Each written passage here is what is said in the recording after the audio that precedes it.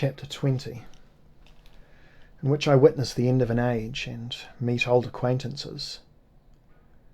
Some speculation concerning the aspirations of mankind.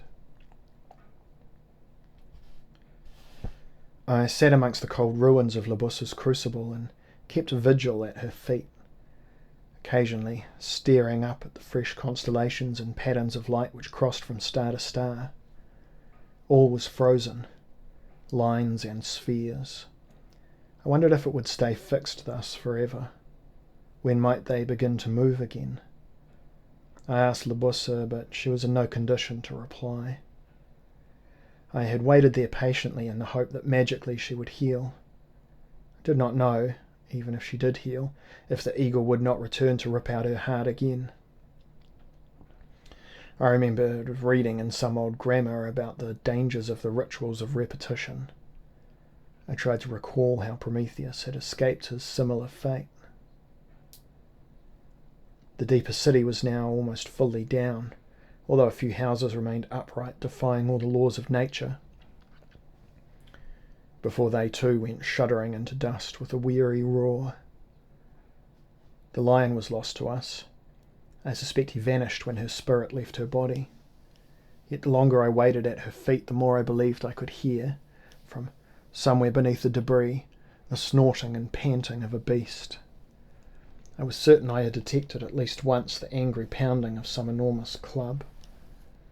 I still did not know the exact nature of Monsorbier's secret discovery in the depths. Could it have been Labussa's Minoan ancestor, and mine? Labussa, your blood is my blood. It remains vibrant, wonderful blood. I need nothing else. I am yours, Labussa, still, and you belong forever to me. It grew increasingly cold in those ruins. The young stars lacked warmth. I breathed too much soot. Could the pair of us have succeeded, at least partially, in changing history's course? Had we perhaps defined just one of the terms by which humankind would live and struggle to seek its cure from pain? Or had we opened the gates of the world to chaos? Her ragged corpse was limp upon its cross. She had been an extraordinary woman who had believed she could remake the world in a saner mould. She was no martyr. She died because she longed for power, but she wanted power because she recognized that there was inequality in the world, and that perhaps is ever a contradiction. As I considered this, a thin pallor began to spread across the deeper city's broken horizon. A thin strip of light established itself. This gave me to hope that Labussa and I might be astonished by some fresh Nuremberg miracle. If we could only have retreated in time to happier days and retained our experience of the future. We had harmed no one, changed nothing save ourselves. The miracle, however, was not for us. Old Nuremberg's unique night was coming to an end forever, with the abolition of the autumn stars. Her particular wonder was disappearing from the city. No longer timeless, she would come to know the rule of stricter princes than the Sebastocrator, for it seems that Kronos must inevitably gather power. I witnessed Nuremberg's first ordinary dawn. It revealed strange shadows dissipating amongst the broken stones of Amalorm.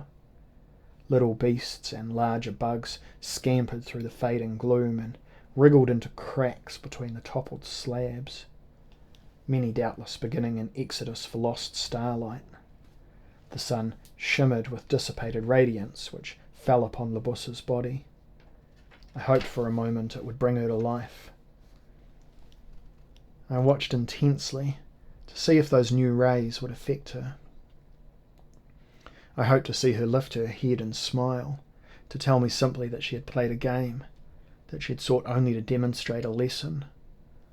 But there was a raw, red wound in her breast where her heart used to be, and from it dropped the occasional bead of blood which fell upon her shattered metal womb. The only movement was when the breeze made strips of flesh or hair flutter. The sun was up in earnest now. For a while I was blinded by golden light, a I could not leave her. I had nowhere to go. I loved her. The light remained bright and the surrounding ruins became misty. Some time later I had the impression of a tall figure wading through the ashes, stopping now and again to pick among the rubble. Eventually the figure paused nearby and turned to me. Still dazzled, I could not determine any details of its features, could not see if it were a man or a woman. But then I recognized its outline. "Can you save her?" I asked. "Can you restore her to me, sir? Or tell me how I may command the Grail to do so?" I realized to my surprise that I had been weeping all the time. The figure shook his head and gestured sadly. "I am no longer permitted such power, Von Beck, not here on earth at any rate, and neither you nor I nor any living things, natural or supernatural, can command the Grail. The Grail, as I told you once before, is itself. It brings all to balance, but it will not be manipulated. It is harmony personified." "Is that why you gave me that terrible sword?"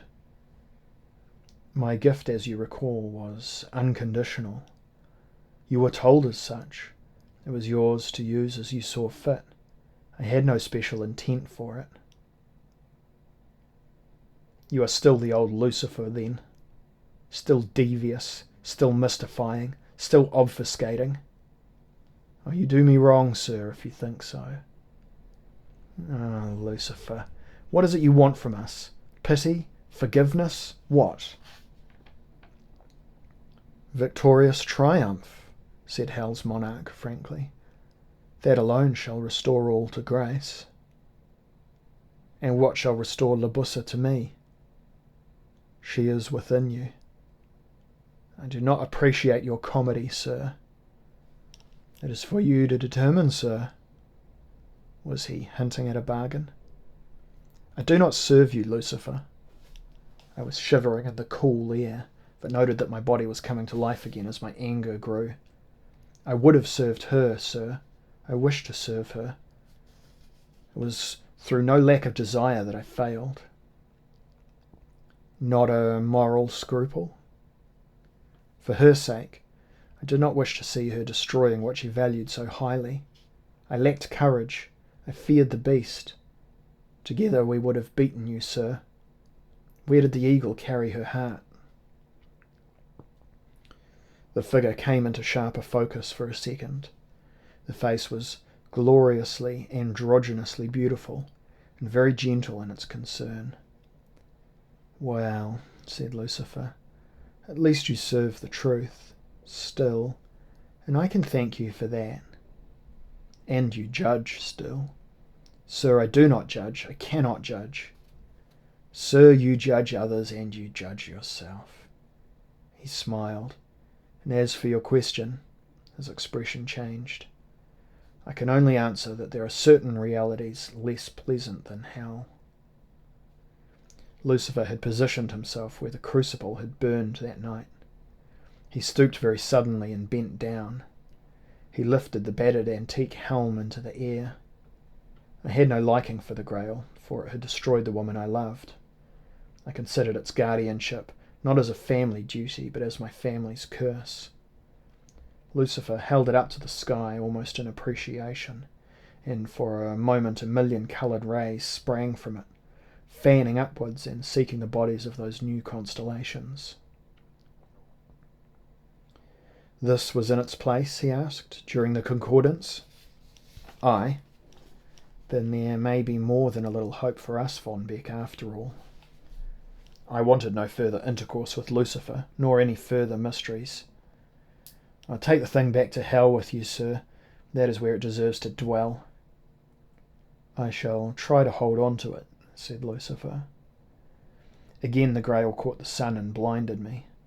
When I next could use my eyes, both it and Lucifer had vanished. I spent that morning pulling her corpse from the cross and lighting a pyre on which I placed all surviving relics of her ruined dream. and then gently I laid her on top of that ramshackle heap. A few coals remained to set the thing afire. It burned well enough. Again I had half a hope it would revive her, that primitive imitation of the night's rituals, but the corpse burst and roast and stank like Christmas pork and became one with the rest of the ashes. Yet Lucifer had been right. I had her within me. I walked away from that cooling pyre, with some intention, I recall, of taking my own life, when I heard overhead the familiar collection of coughs and bangs and stutterings. It was the sound of the gunpowder engine. Flying very low through the noon mist, its peculiar machinery giving off brown smoke, came St. Audrin's battered Danos.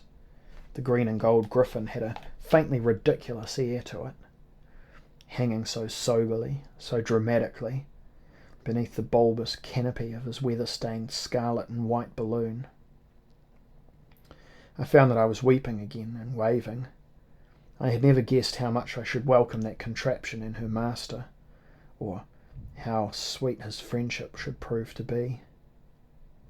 My dandy Scotsman was peering over the side of the basket, a telescope in one long and elegant hand, his finger and thumb upon the valve cord.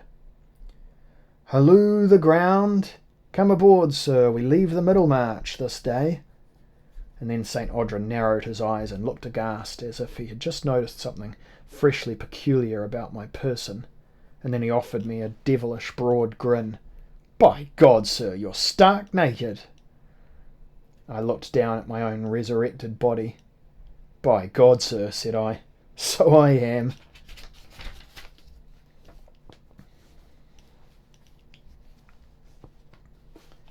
Epilogue. That same day we sailed from the Middlemarch, with the intention of never visiting those regions again. Prince Miroslaev's maps and instructions were invaluable, as was his gunpowder engine. We were able to steer a discreet course into our own world. At my insistence we returned to Nuremberg, and there I planned to give up all the money we had raised on our airship swindle. We were received as heroes by the populace and invited to attend the prince himself. He had not, we discovered, put a pfennig into the scheme, but in her will the Landgräfin had left large sums to us both. The reason, it was revealed, for her neph's fury, while much of the rest of the gold had come from the estate of the Duchess of Crete and was judged to be rightfully ours. Suddenly we were legitimately rich. If I say that St. Audrin was almost suspicious of his own luck, while I had mixed feelings in the matter, the reader will understand. I would have given up everything to have had Libussa restored to me. Only my old friend and comrade Sergeant Schuster, who it appeared had entertained more than an inkling of our original plan, was unambiguous in his joy at our good fortune. He insisted upon giving us a celebratory dinner in the main hall of the martyred priest. The atmosphere of goodwill and jolly fellowship which infected the occasion did something to relieve my grief and remind me of the world's ordinary pleasures.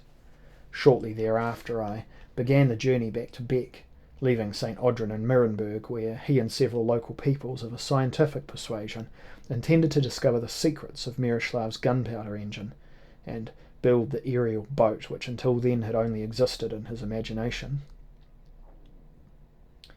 In Beck I was soon enjoying the pleasant comforts and familiar love of my mother and father. Both were delighted to welcome me, though they remarked me much changed, and chiefly for the good, they thought, and my father, who was by that time ailing, began to speak of giving me gradually increasing responsibility in the running of the estate I would inherit, since my older brother was not expected to live much longer. There was no denying the appeal of that peaceful and ordered life, that rural harmony, that habit of rigorous reasoning and moral investigation, which is our family tradition. The library at von Beck is known to be the finest in Germany, and I soon discovered, once I had learned what to search for, that it gave me a wealth of reading upon those subjects dominating my thought.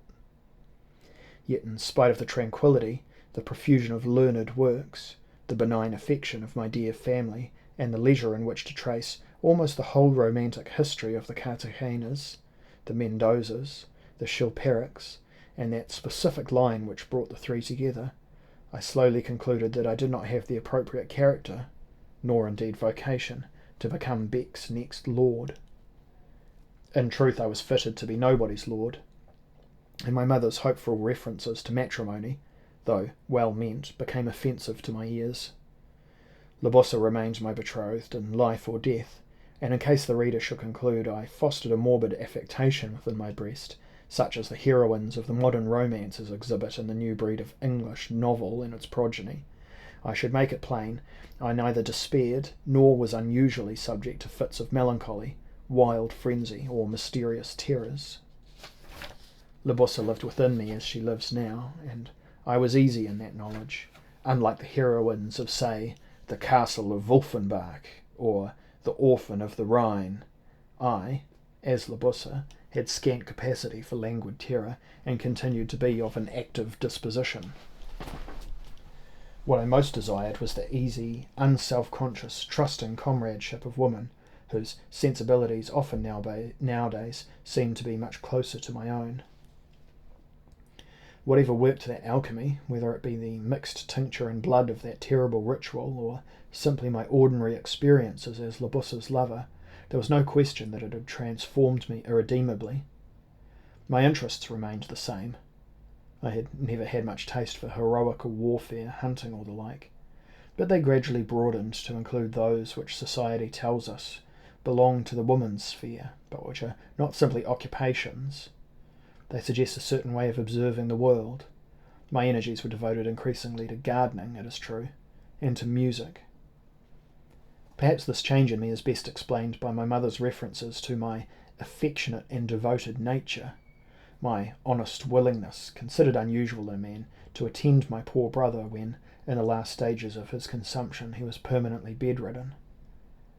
Yet I continued to love late nights, talking of the most outrageous and unlikely subjects at extravagant length with my father's friends, or my youngest brother, soon summoned home in expectation of Ulrich's demise. Also the frequent visits of Baron Casaubon, whose wife I found both charming and intelligent, though much in awe of her raconteur husband, was always anticipated with considerable pleasure. What greatly frustrated me was the segregation of the sexes, so that I was unable, much of the time, to choose the company I momentarily desired, and the deep-set assumptions expressed, as frequently by women as by men, on the matter of what did and what did not constitute either man's or woman's estate. Increasingly after my brother's death I began to make trips abroad to ease my boredom and restore my wits. The frequency of these trips at length began to distress my parents, and I knew that I must resolve the matter sooner than I had planned. I arranged an interview in my father's study. This lay upon the ground floor in the east wing of the house. I looked out upon the ornamental hedges and flower beds I myself had created only the previous year, and which were pleasing to my father, who enjoyed beauty, but always swore he had no cleverness for making it. My father welcomed the interview. I suppose he believed he was to learn what I was doing on my trips abroad. At the agreed time he seated himself in his usual chair, patiently lighting his old churchwarden, looking out into the late summer garden.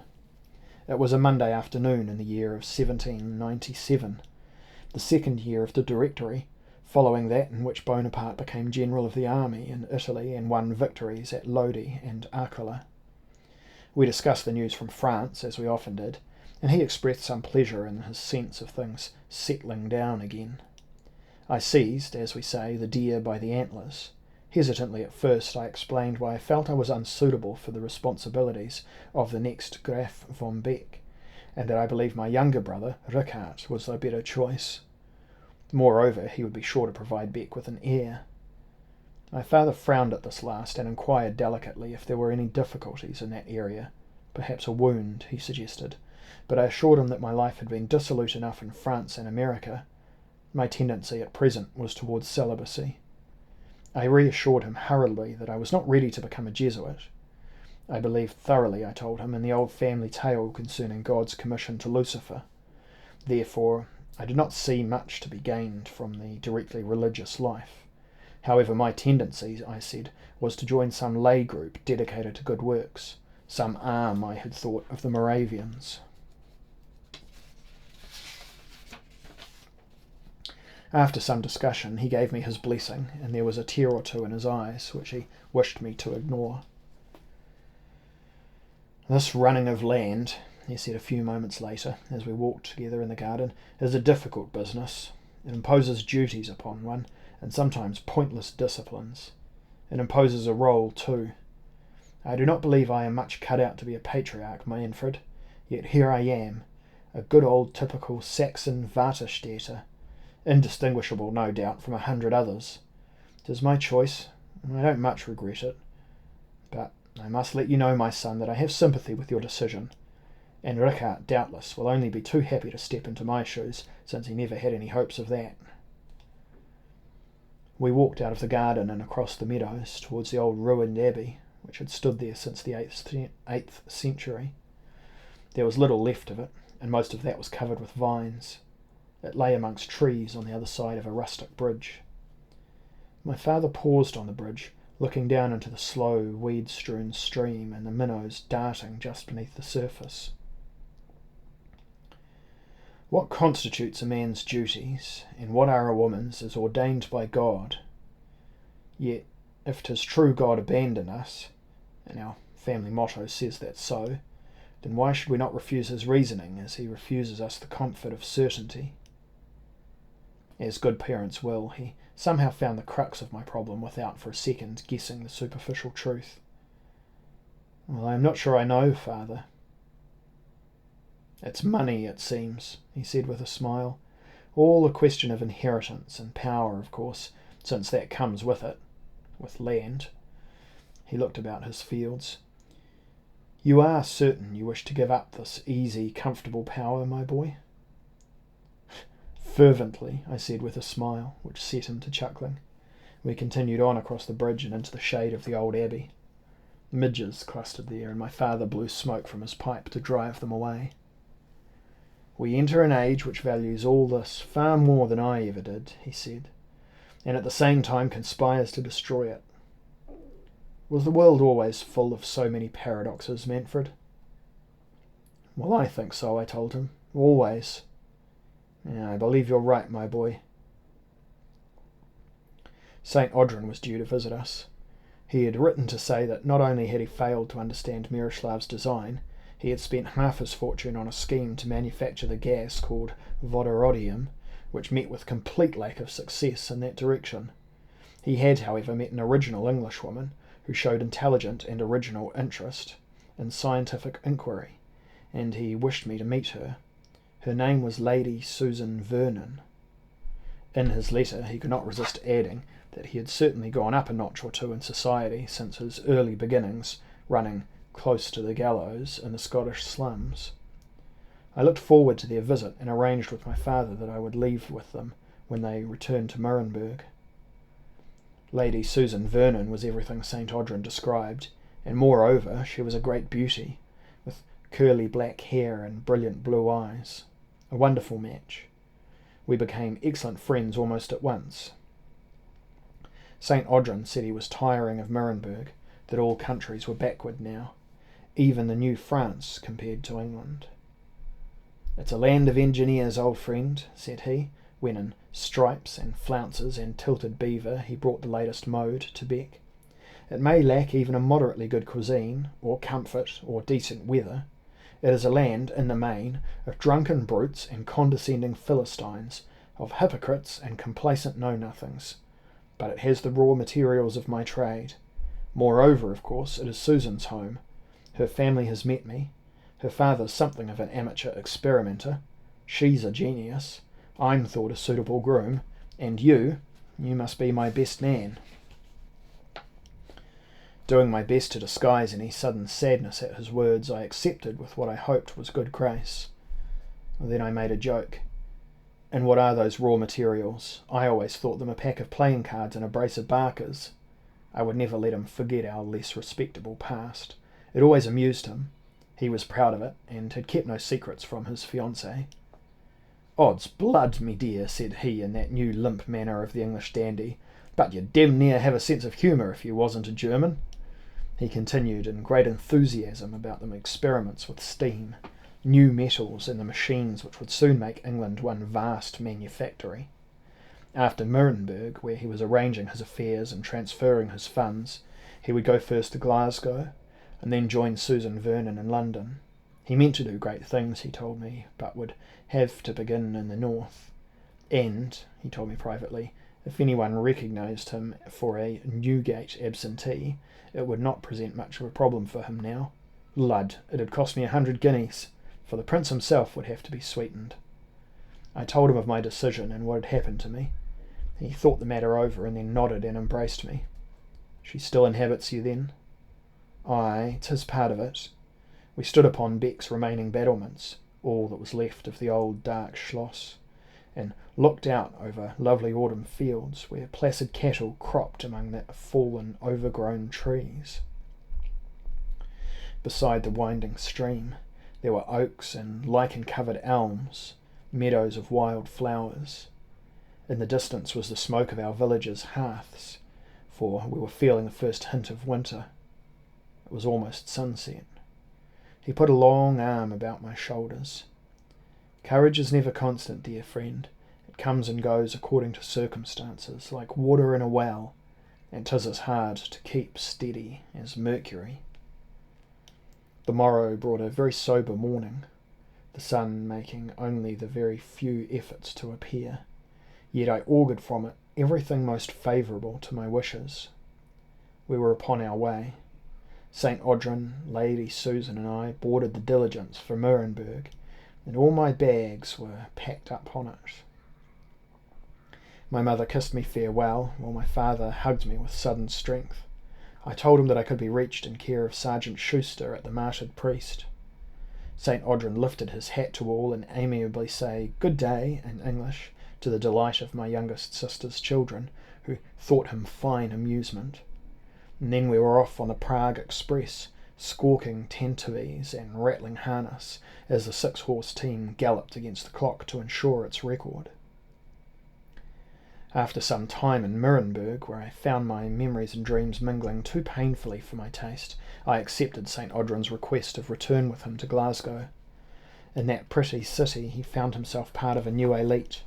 They were called by the press in England kettle heads, and had a common interest in the uses of the improved steam engines, some of which were already driving carriages at over 5 miles per hour.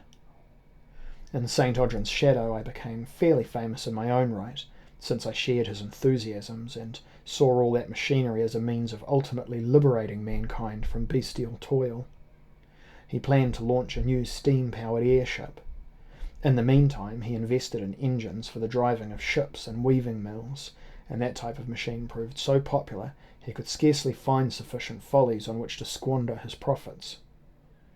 I too benefited from the enterprises and began to consider the possibility of founding a model village, a tiny universe as it were, where at least a few of those new labouring men and women could find equality and tranquillity. St. Audryn entertained hopes for a steam carriage roadway which would carry several vehicles at a time, perhaps utilising the canal towpaths. St. Audryn, in Lady Susan's laughing presence, confided that it was difficult for him to believe after so many years a swindler that people possessed dreams which actually, by dint of experiment and careful investigation of nature, could be made reality. He continued to speak as someone who had hit upon a perfect fraud for which the law would not reach him. I've decided that I have not changed by a hair, and neither have those people's dreams changed. What has changed, I would guess, is reality itself. They both laughed at this, and I joined in. But I wondered if perhaps Libussa had achieved something after all. Occasionally I wonder if both of us had been allowed to go only so far, to accomplish the devil's work. We had nothing but Lucifer's word. He did not control us. Yet it is also true that my failure of courage and her failure to banish the beast would inevitably have conspired to ruin any large success for her alchemical schemes. Yet perhaps we both viewed matters too simply. Alchemy, in a few brief years, had become the material for low comedy. It is no longer feared for its occult powers as it was in my day. The engineers, like St. Audryn, are suddenly ascendant, when not long since the public had decided that those same men were the buffoons and crackpots. So there too it is possible to say Libussa failed. She threw her entire fate upon a single card. Her stake was not merely her own, she risked the fortunes and lives of dozens, and she lost. The day of the lion failed to dawn. Today is the day of the steam engine. Perhaps she was after all a martyr to changing times, but her death might also have been valuable in bringing those times about. I am still in London, though I have paid visits to Beck and to Nuremberg, where, by a mysterious personage, I exchanged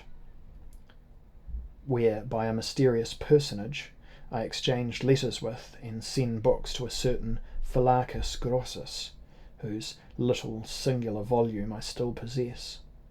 I stay always at the Martyred Priest. Old Schuster still maintains a share in the hostelry run by his daughter. We talk for hours, the same stories in the main, about our days as revolutionaries in America, the fate of France, the fortunes of young Krasny, who writes to Ulrika, after his considerable achievements with Bolivar in South America. Less frequently I delay my journey in Prague when I am on my way to Beck. I go in my carriage to a certain house near the Chateau Leblanc, where a couple of old men meet to discuss the days of their former power and plan for a time when they will again startle the world. We discuss the old wisdoms, the arcane law of alchemy, the chemical marriage, the great conjunction, and so forth. I am honoured by them as their High Magister and enjoy considerable respect. If they are disappointed in me, it is only because I refuse to support them in their dreams of a revival of what they term the golden work. There are some amongst them who would flatter me. They say I have scarcely changed at all. I am still the same Duke of Crete, last possessor of pure Tauran blood, older than the human race itself, the same they knew a quarter-century since. And if I smile and make light of all of that, it is not to mock them. These days it is wise to keep perspective.